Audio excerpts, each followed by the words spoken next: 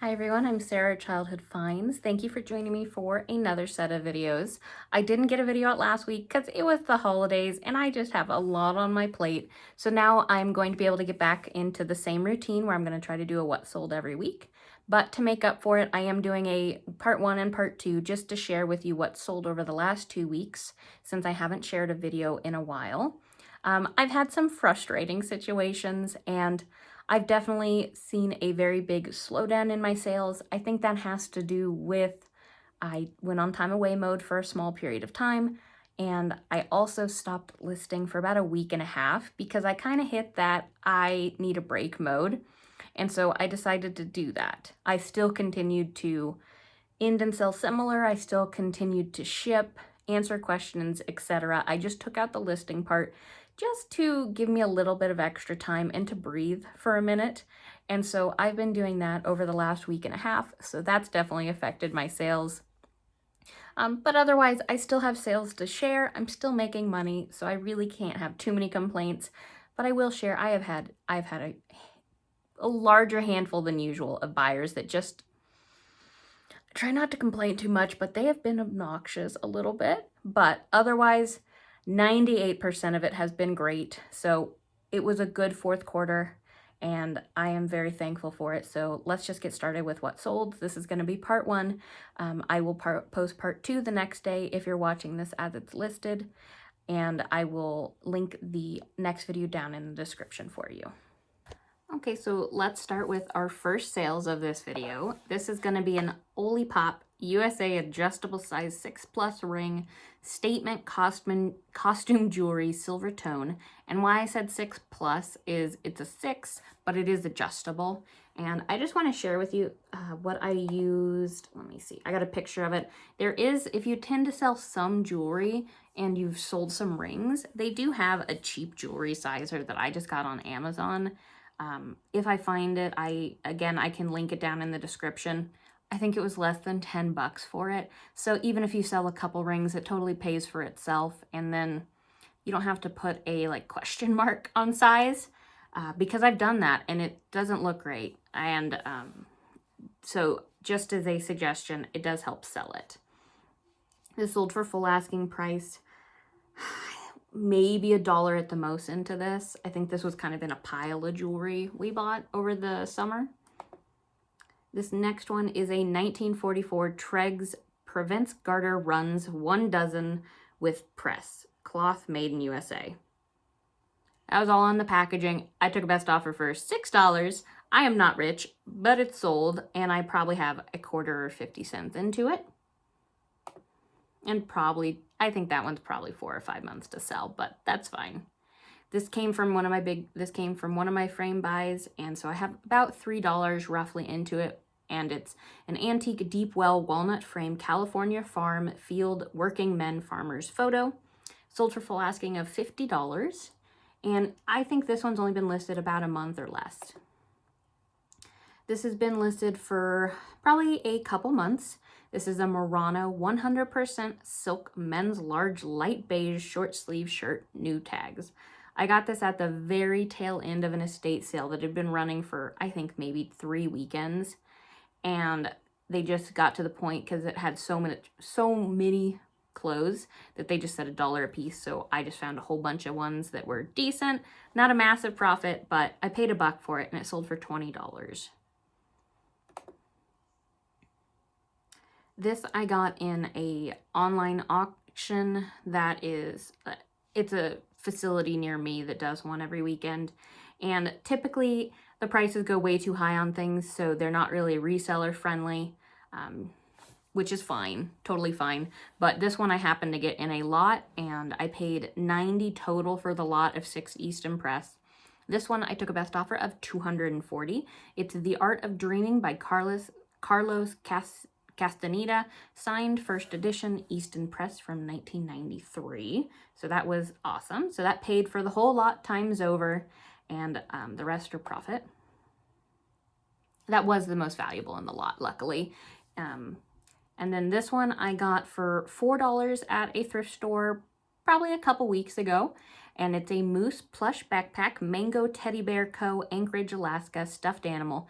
It's adorable, and it sold for full asking price of $25, and it really didn't take very long to sell. This is a lot of 3 Hallmark 1980s reindeer plush Rodney, Ramona, and Dickens holiday decor. I don't remember exactly what I paid, but it was way too much for these guys. But I did sell them for $19. I probably could have parted them out to make some more money. I probably will next year do that because they do sell well during this Christmas time. And so I think it sold a little slower because of the lotting. And I do suggest picking these guys up. They're not big, huge money makers, but they sell well during this time of year. And I think this lot actually sold right at Christmas or after. So I don't take down any of my Christmas items. I just let them sell if they're going to sell through the year or wait till next year. This I was really surprised by. It's a Nanco The Muppet Show Rizzo the Rat Biker Plush Vintage Stuffed Toy 25th Anniversary. Nanco is not a great plush brand. The quality is kind of poopy, for lack of a better way to describe, but they do make some characters that can sell for really good money. I sold this one for $50 on a best offer, and I pulled this out of a plush bin at, it's kind of like the Goodwill bins in a way. It's a Salvation Army where kind of all the extra goes to in my area. So the prices are much, much, much more affordable than the actual Salvation Armies. And so I got this for about 50 cents there, and it sold, I think, in a week or so. This is a 2012 Angry Birds Matilda White Bird 5-inch plush. It did have its sound still, and I do have a video of that. And it sold for the full asking of $14. This one took quite a while to sell. It is officially my last Angry Bird plush from the little bulk buy of Angry Birds I did at a thrift store. So I have $1 into him, and he sold for $14. This is an official United States Savings Stamp album, 1958, vintage, no stamps, unused. I took a best offer of $6 on this one, and it sold in a couple months or so. I probably got this in one of my ephemera buys, and so I don't have a lot into it. And then let me share one of the issues that I had. So I actually had a buyer reach out to me today, and they purchased their item on July 3rd, guys, of this year, 2023. And it is December 31st, 2023, and then told me they didn't receive their item. I'm sorry, there's nothing I can do. If you're going to reach out to me that many months later, that's it. There's nothing I can do for you. I can't help in any way. I couldn't look to find the tracking. I probably could have if I dug harder, but I'm sorry, at that point, that's too long. It's almost been 6 months. So I just left that message alone. And then I've had 2 other buyers try to say they haven't received an item. Luckily, it shows delivered on the screen, but they are still mad, but it shows delivered. I do what I can to say, like, you can ask for coordinates from the post office of where it was scanned in. You can do all these little things to try, but once I hand it to the post office, that's kind of where I'm at. So I try to help the way I can, but once it says delivered, it's kind of out of what I can do. And some people might not agree with that. I had them demanding refunds, and I'm just not going to go to that point. I told them if they want to contact eBay, and eBay can hopefully help them, because I'm not gonna lose out on the money and the item selfishly. But besides the point, you might not agree with that, but I let them open a case through eBay and go from there and see if maybe eBay will be able to help them and refund them. I'm not going to if I see it's delivered. I have on occasion when I've felt like the buyer's actually telling me what's going on, but if they start demanding a refund and getting kind of snotty, I'm not going to do it. I was a dog trainer by trade, and I'm not going to encourage that behavior. I reward good behavior. It's just ingrained in my blood now. And then I had one other buyer that they purchased an item. It was $7.50. And then 6 days later, I shipped it the next day. They reach out and say, "Oh, sorry for the inconvenience. I actually had the address was wrong in eBay. They must have messed up." They blamed it on eBay. And they said that they wanted me to send it to them. And I told them, like, it's literally getting delivered right now. It's out for delivery. What am I going to do? Am I going to hop on a pony and run and go get it? What am I going to do? It's 6 days later and you tell me the address is wrong. And so they ended up getting really pissed off at me because I said, like, if it comes back to me, I can get it to you. But right now, I can't do a package intercept. I'm not going to, and especially I'm not going to do that for a $7.50 item. And I just tried to explain, like, I do need to ship to the address that's on file. In most cases, I make exceptions. But they got really annoyed, then left me negative feedback. By the way, I was able to reach out to eBay for Business, and they did remove the negative feedback for me because I explained it was out of my hands. They told me to ship to a different address many days after I shipped it. And then I found out the item was actually being forwarded, and the buyer got the item. But they were having a meltdown over a $7.50 item and telling me that I needed to do all these things and I needed to resend the item, you know, hop down to 2 states over and go get it from the doorstep of where it was delivered and send it to them. They wanted me to refund them because they made a mistake. And then, yeah, in the feedback, they said, like, it's eBay's fault. But luckily, it got removed. That's my ranting for the moment. I had one other buyer problem. Let me just share that now. I did have a buyer send me back a broken item that was their broken item. They wanted to replace their ornament, and they told me that magically the halo was broken on this angel ornament, but none of the pieces were in the box. How wild. And so I knew they were shipping me back their broken item. I just chalked it up to a loss and gave them the refund. I didn't fight this one. Maybe I should have, but I just let it go because I was having multiple problems. But besides all that, let's get back to this. This is a USC Trojans NCAA Rydell 2004 back-to-back national champions mini helmet. I actually got this off a bear that I bought for $1. I took his little helmet off and sold the helmet, and it sold for $14. So I have about $1 into this, and it sold really quickly, actually. So that was kind of cool. This is an EA Ribico Brooklyn, New York oval frame brass floral design mirror, and I took a best offer of $21, and it's a petite little frame. I fit it quite nicely and packaged well into a 10.8 box, so it's a very petite frame. Sold for $21. Probably paid $1 for it. I think this one I paid $1 at a thrift store. Here is a radio. I picked up quite a few radios this year, so I have about 50 cents into this guy. It's an RCA AM transistor radio, 1970s vintage model, and it does have a cosmetic flaw on the side. I think it was on the side. I don't remember exactly I think it was, yeah, there's damage to the case that you can see down in the corner.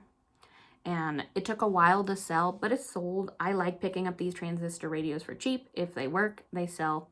Sometimes for really good money, sometimes for just some money. $12, probably 6 ones or so listed. I'm going to show you 4 different lots of ponies just quickly. Here's a lot of I did the bulk buy of ponies if you watched my channel. And at the end, I had all these extra ponies that just really weren't listing on their own. I kind of put a threshold of it's not worth at least $8. I didn't really want to list it on its own. And so I lotted all those guys up, and this buyer actually reached out to me asking for combined shipping and if I could give them a deal. So I sold this lot, plus this one, and this one. So that would be a total of 28 ponies, and I sold it for $60. I have 51 cents into each pony, so I still made a profit even on this bulk lot, and giving the buyer a good deal on them, and then they're out of the house. So I still made tons of money on all the extra single ponies, but I was able to make a little bit of extra profit by also still selling the ones that weren't worth as much alone. This is a lot of 6 vintage men's belt buckles, gold and silver tone. This is another case where it was a bulk lot and I listed all the belts that really could be listed on their own easily and worth an okay amount of money. And then I just lotted up these other ones these ones were kind of the cheapy, flimsier, not as nice belt buckles, and still sold it for 19 bucks. So I have about $6 into this lot. Not a lot of money made, but I've made my money on the singles. So you can do that if you buy bulk lots. Just lot up some of the extras so that, you know, you're not just donating or getting rid of them, because this lot still sold in a couple weeks. Just price it really fairly and it'll move. Then you can still make a little bit of, eke out that extra bit of profit. This is a Christborn turtle with Santa hat, hand-blown glass Christmas ornament from Germany. Adorable, tiny little thing. It sold for 12 bucks. I paid, I think, $1 for this at a yard sale. And this is one where I actually had a person reach out to me and tell me, offered me 6, I countered, and then they offered 7 and then let me know again that my item is not worth any more than $7. I love when buyers tell me that. Out of principle, I won't sell to them then because I'm petty. I can be a petty human. I try to be very positive when I can, but I can be petty. So it did sell for full asking price after they did that. And this is a vintage Wrangler cowboy cut Western Aztec shirt, 1633, extra long tail, USA, reed. And so these vintage shirts in this style definitely sell well. This one I've had for a few months, but sold for 45 bucks. I think I probably paid $1 for this at a yard sale. Here's some more flatware, because you guys know I love my flatware. It's an Alhambra stainless steel salad dessert forks made in Japan. Just 6 forks, sold for $19. I've had them listed probably a month or less. And I know I only have $1 or so less into them. This I just got recently, and I have maybe a quarter or 50 cents into them. It's a blown glass donkey Christmas ornament, farm, animal, nativity, religious theme, just some extra buzzwords for people to search for. Sold for 10 bucks. And it sold after Christmas. This is a Mickey Rooney and Miller Sugar Babies, the burlesque musical, vinyl, sealed. Sold for a best offer of $10. And I remember I got this at an estate sale in February of 2023, so I've had this listed quite a long time, but it's still 10 bucks. I have about $1 into it. This, my mother-in-law picked up at the big estate sales we went to this year. And she paid $5 for it, and it's a Waterford Crystal Lion Animal Big Cat figurine paperweight. I took a best offer of $65. I probably could have held out for more, but it's the best decent offer I've gotten, and I've just been trying to keep my store alive as I've been on time away mode. So I was still quite happy with the profit. This is quite a while to sell. I sold it for $8. It's Nintendo Wii Guitar Hero 3 Legends of Rock, case and manual only. Notice I put no game as the beginning and case and manual only, and I also put, I know in the specifics is like, no game, there's no game, there's no game. I wrote it 400 times. And so far I haven't had any problems from the buyer, so I believe it's what they wanted, hopefully.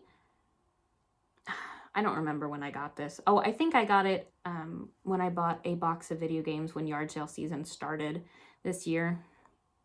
And this was in there, and I just wanted to eke out a little more profit from that guy.